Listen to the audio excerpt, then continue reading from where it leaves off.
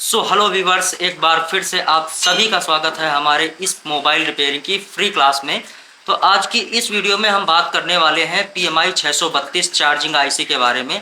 इसका पूरा स्ट्रक्चर मैं आपको इस वीडियो के माध्यम से समझाऊंगा कि PMI 632 में कौन कौन से सेक्शंस होते हैं और फुली डिस्क्राइब करूंगा। वीडियो पसंद आए तो इसको लाइक कर दीजिएगा। हमारे चैनल से नहीं जुड़े हैं अब तक तो उसको सब्सक्राइब करना बिल्कुल मत भूलिएगा।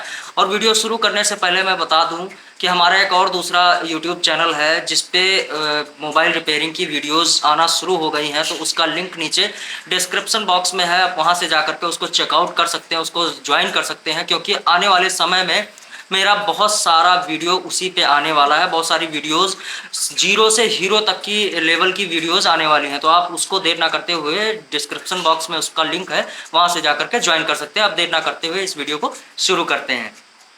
तो मेरे साइड में आपको जो स्ट्रक्चर नज़र आ रहा है, कुछ पिंस नज़र आ रही हैं, तो ये हमारी आईसी के नीचे के पैड हैं जिसे PMI 632 बोलते हैं। ये हमारी चार्जिंग आईसी होती है और इसमें और भी कुछ चीज़ें बनती हैं, वो सारा कुछ इसी वीडियो में डिस्कशन करेंगे। तो सबसे पहले मैं आपको बता दूं, सबसे पहले मैं आज डिस्क्राइब करने वाला हूं इस आईसी का जो है चार्जिंग सेक्शन। वो चार्जिंग सेक्शन कैसे काम करता है, अगर आपने पूरी वीडियो देख ली तो PMI 632 को आप इजीली समझ पाएंगे। अगर आपके पास कोई ऐसा हैंडसेट आता है तो आप उस आईसी को रिपेयर कर पाएंगे, उस फ़ोन को इजीली रिपेयर कर पाएंगे। तो 632 आईसी का स्ट्रक्चर हमने एक लेआउट डिज़ाइन किया हुआ है, लेआउट के माध्यम से मैं आपको सिखाने वाला हूँ।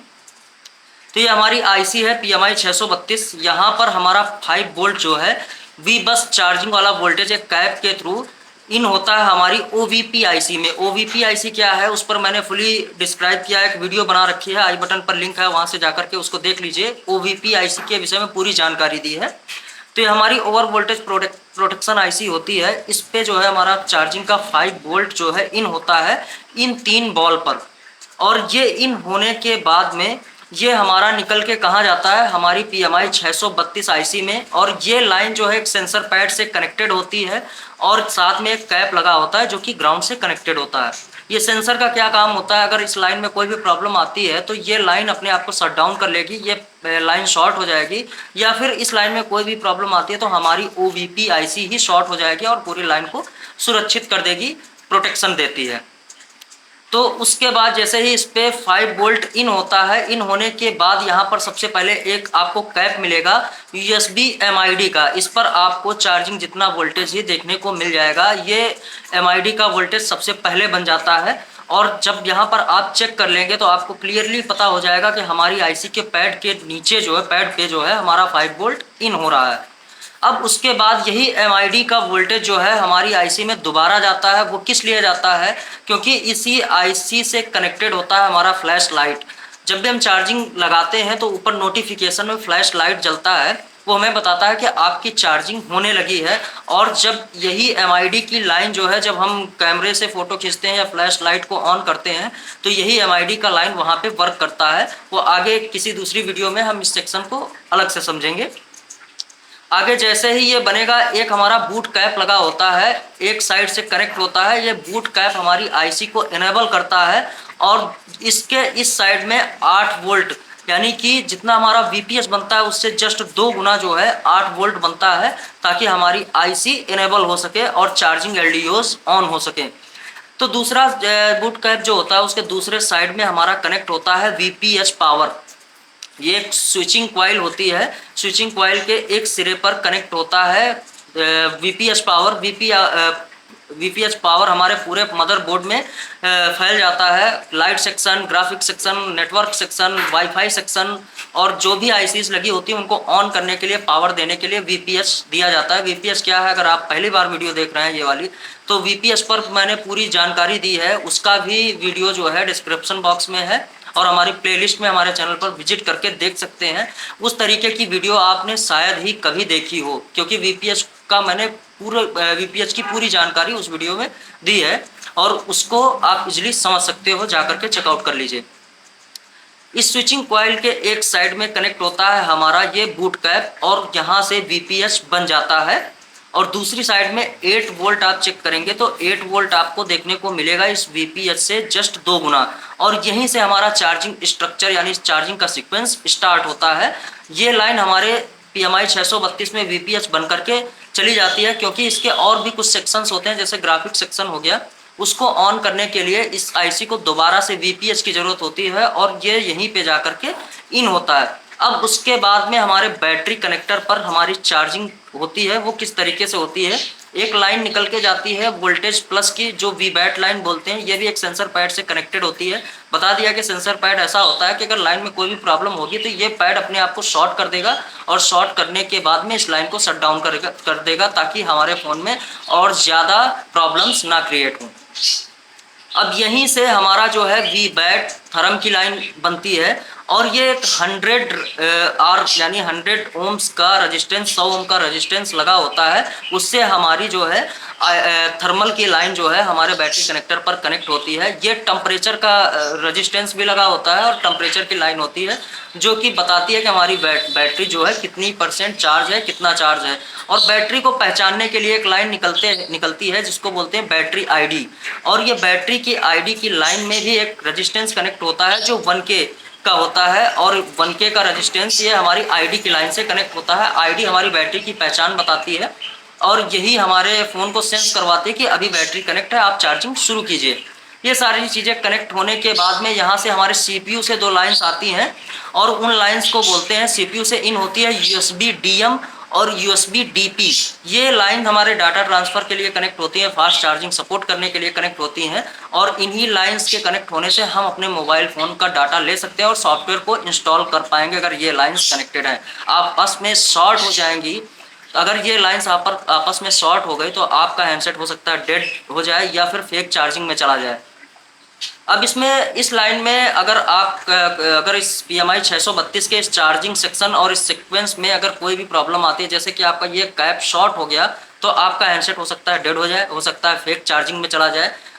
चार्जिंग शो करेगा लेकिन % आपका बढ़ेगा नहीं। अगर ये कॉइल ख़राब हो जाती है तो आपका VPH आगे नहीं जा पाएगा। ऐसी कंडीशन में आपकी ये PMI 632 के बाकी सेक्शंस जो हैं वो ऑन नहीं होंगे या फिर आपका पूरा हैंडसेट डेड हो जाएगा।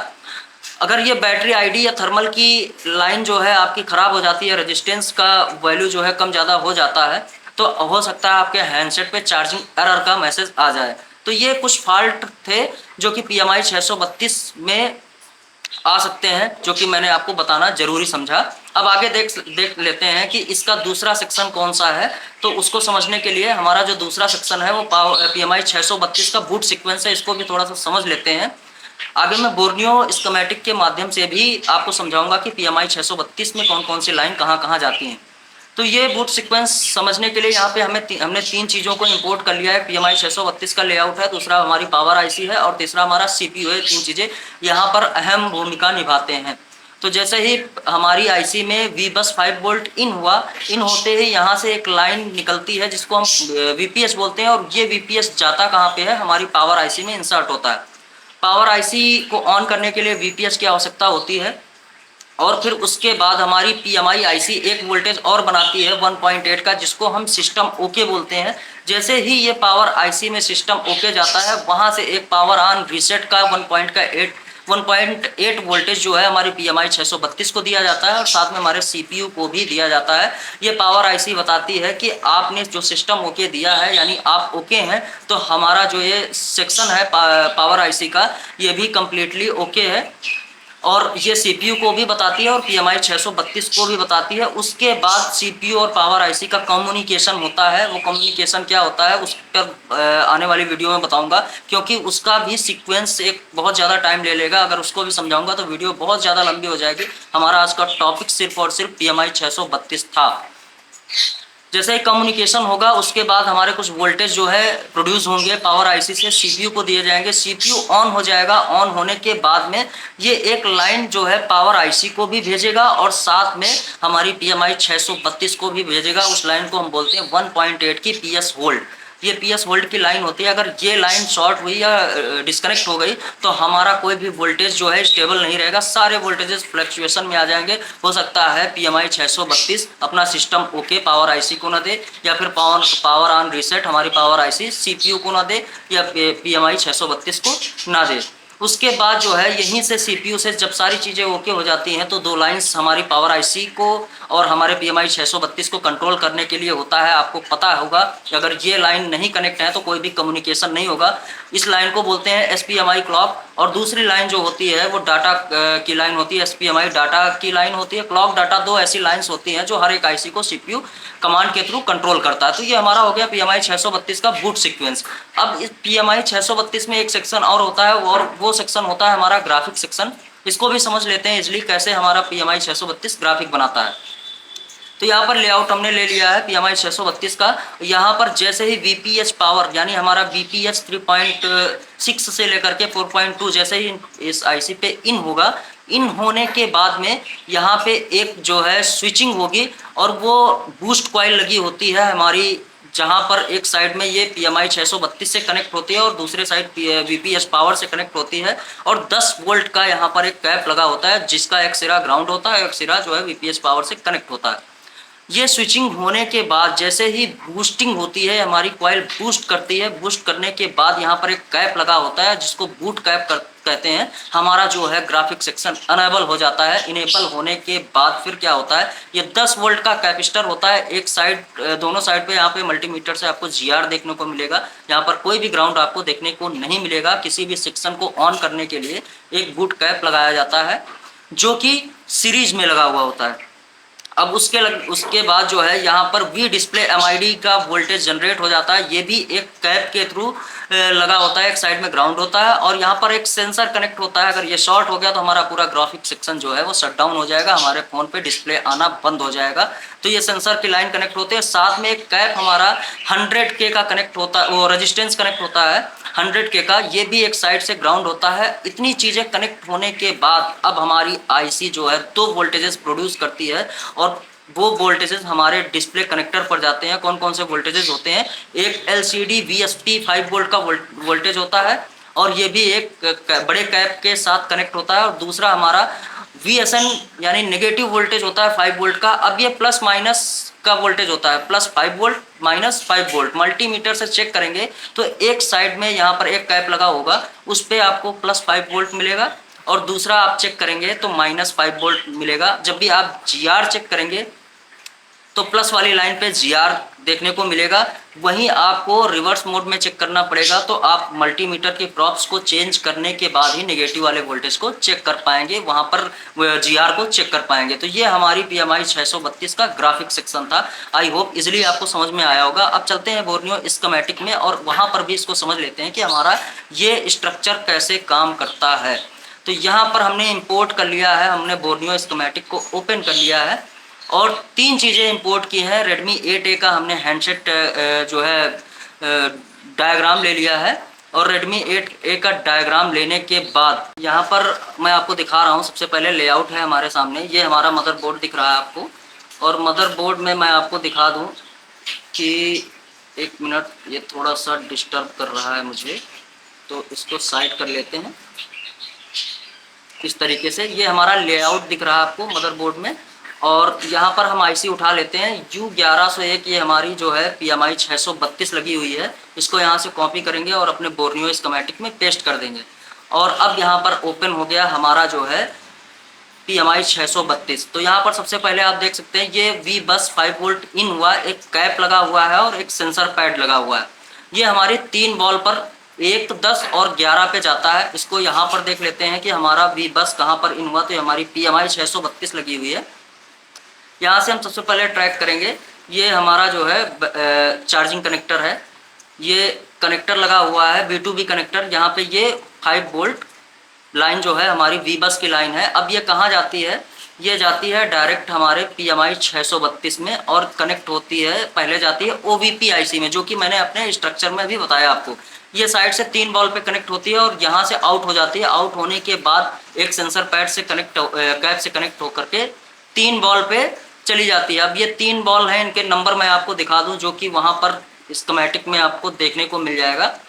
पहला नंबर है 1 नंबर, दूसरा है ये आपका फुटप्रिंट 10 नंबर, यहाँ पर लिख के आ रहा है साइड में फुटप्रिंट 10 नंबर, और फिर 11 नंबर, ये हमारे स्कीमेटिक में बताया गया है। ये 3 बॉल पे जाके कनेक्ट होता है और फिर उसके बाद उसके सामने जो है USB MID का वोल्टेज आपको देखने को मिल जाएगा 19, 20, 21 पे। तो इसको भी हम देख लेते हैं 19, 20, 21 हमारा कहाँ पर है। तो USB MID के लिए 19, 20, 21 ये हमारा 19 और 20 और 21 ये कनेक्ट हुआ और साथ में इसी में दोबारा से इन हो गया है। तो ये आपका ये दो बॉल आपको यहाँ पे देखने को मिल जाएंगे, जो कि मैंने आपको बताया है कि ये USB MID इसी में इन होता है। अब उसके बाद में जो है यहाँ पर दो लाइन आपको और देखने को मिल जाएंगे, CC1 ID, CC2। तो ये हमारी लाइंस होते हैं जो फास्ट चार्जिंग के लिए सपोर्ट कराती हैं। एक यहाँ पर CC आउट NC है, किसी किसी फ़ोन में आपको फास्ट चार्जिंग का अलग फीचर देखने को मिल जाएगा। तो वहाँ पर ये लाइन हमारे चार्जिंग कनेक्टर से कनेक्ट की जाती है। जब ये लाइन कनेक्ट होगी तो आपके हैंडसेट पे जैसे ही चार्जर इन किया जाएगा वहाँ पे लिख के आ जाएगा फास्ट चार्जिंग या सुपर चार्जिंग, ऐसा कुछ लिख के आता है।